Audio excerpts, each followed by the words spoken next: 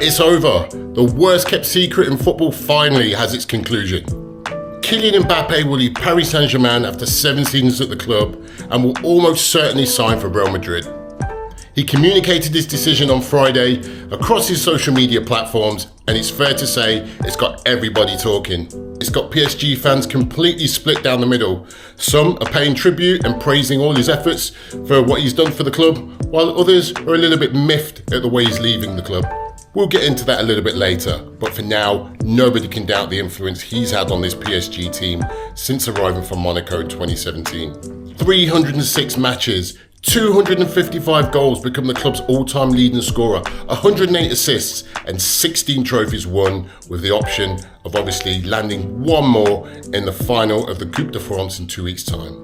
But for all the good he's done for PSG and French football as a whole, it's a real shame that he's going to be leaving the club and his home country without that European legacy.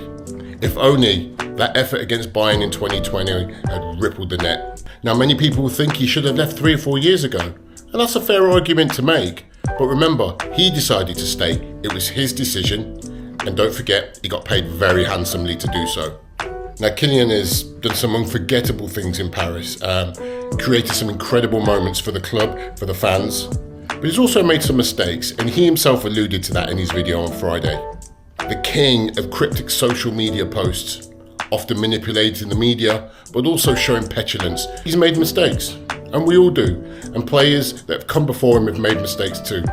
And that's part of him growing from a boy to a man during his time at Paris Saint-Germain. And make no mistake, this is an intelligent guy on and off the pitch. He's got power, he's got influence. As soon as he announced his intention to leave on Friday, he'd arranged a barbecue with the club's ultras. Anyway, look, I understand the gripes of those fans that have took exception to him leaving the way he is. Some feel he's leaving through the back door. He was signed for 180 million euros and he's leaving for nothing. But that's not entirely his fault. However, he is going, and everybody has to accept that. I don't begrudge him his move. I don't begrudge him his dream move, moving on to a bigger football club. But now it's on PSG to reinvest that money wisely.